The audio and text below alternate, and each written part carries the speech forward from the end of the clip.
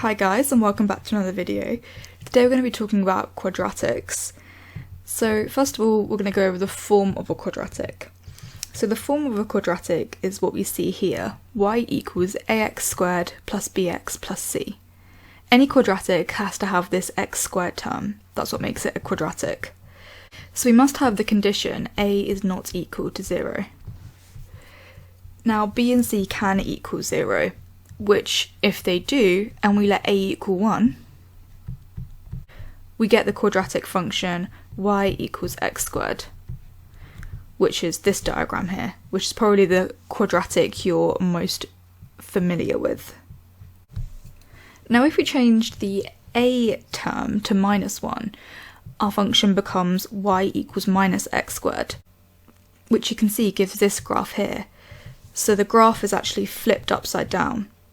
If we have a positive a term, the graph looks like this, and if we have a negative a term, our graph will look like this. Alright, so there are a few key points on a quadratic graph. This point here is called the turning point. It's also known as the minimum point, because it's the minimum point on the graph. Now, if our graph was the other way around, this way, this point here would be called the maximum point instead of the minimum point. Now we have these points here where we cross the x-axis. These are called the roots. Now I'm going to show you how to find both of these things. So we can use completing the square to find the turning point of a quadratic function. Then when we complete the square, that means we put it into the form y equals r multiplied by x plus p squared plus q. And the turning point will be minus p q. Let's just go over a quick example. Let's say we have the quadratic function y equals 5x squared minus 45x minus 55. To start, I'm just going to take out a factor of 5. So we're going to get x squared minus 9x minus 11. And then I'm just going to complete the square on this on the inside.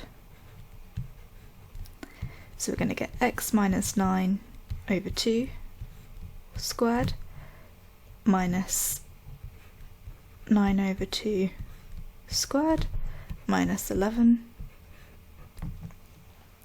Now if you're not too sure how to complete the square, I will go over this in a future video. So then expanding, we get 5 multiplied by x minus 9 over 2 all squared minus 125 over 4. So then if we multiply everything out by 5, we get 5x minus 9 over 2 all squared minus 625 over 4. So our turning point will be 9 over 2 minus 625 over 4. Now we have positive 9 over 2 because p is minus 9 over 2, but we want minus p, so that turns it into a positive. And q here is just the q on the end, so that's minus 625 over 4. So the minimum point of this graph, this point here, would be the point 9 over 2 minus 625 over 4. So now we're going to try to find the roots of a quadratic equation. We want to try and find the roots, which are these points here. And if you notice, that's where the y coordinate is equal to 0. So we know that the general form of a quadratic is this. So we set y equal to 0. And then we factorise this and solve it to find the points of intersection. Let's just run through a quick example. So let's say we have y equals x squared minus 6x plus 5. So setting y equal to 0, we get x squared minus 6x plus 5. Now factorising this, we get x minus 5, x minus 1 equals 0, and then solving we get x minus 5 equals 0, so x equals 5, and then we also get x minus 1 is equal to 0, so x equals 1. So it means if we tried to sketch this graph, it would go through the points x equals 5 and x equals 1. And again, it's a positive graph, so it's going to look like this.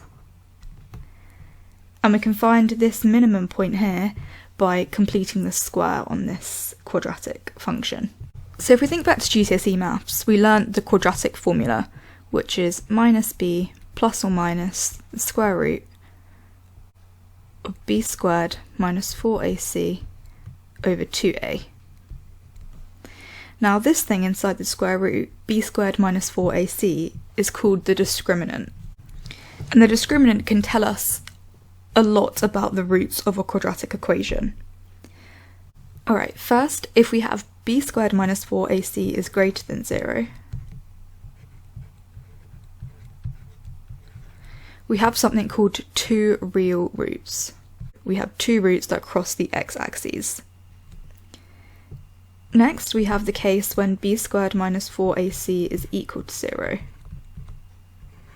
And this is something we called one repeated root. So in this case, there's only one root for the quadratic, so it's repeated. So for example, we'd have a quadratic when we factorised, that would be something like x minus 5 squared. And the quadratic just sits on top of the x-axis, and the point it sits on top of is the point of the repeated root. So in this case it would be x is equal to 5. And the final case is when we have b squared minus 4ac is less than 0, and that's when we have no real roots. So what that means is the quadratic doesn't cross the x-axis at all. It just sits either on top of or below the x-axis completely. Let's just go through an example question to see how we can use this. Alright, so we have a question here which wants us to find the values of k for which this quadratic equation here has equal roots. So by equal roots it means repeated roots. So the condition for repeated roots using the discriminant is b squared minus 4ac equals 0. So minus 2 multiplied by k plus 1 is b, and then we have c is 2k squared minus 7, and a is 1.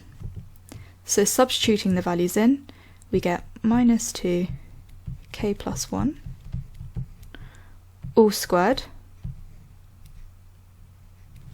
minus 4 times 1 times 2k squared minus 7 equals 0. So expanding, we get 4k squared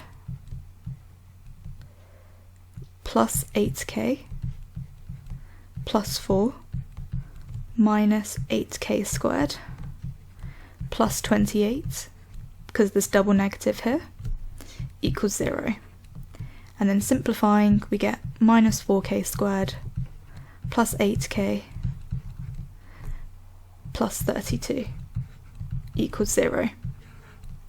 And I'm just going to divide everything through by minus 4, just so that the number in front of the k squared is 1. So then we get k squared minus 2k minus 8 is equal to 0. And now we want to find the values of k, and we notice that this here is a quadratic in k. So we can factorise this to solve for the values of k. So factorising, we get k minus 4, k plus 2 is equal to 0. So then we have k minus 4 is equal to 0. So k equals 4, and k plus 2 equals 0. So k equals minus 2. So these two values here, k equals 4 and k equals minus 2, are the two values for which if we plug it into this quadratic equation here, we'll get equal roots because b squared minus 4ac will equal 0. So thank you so much for watching. I hope you found it useful, and I'll see you in the next video. Bye!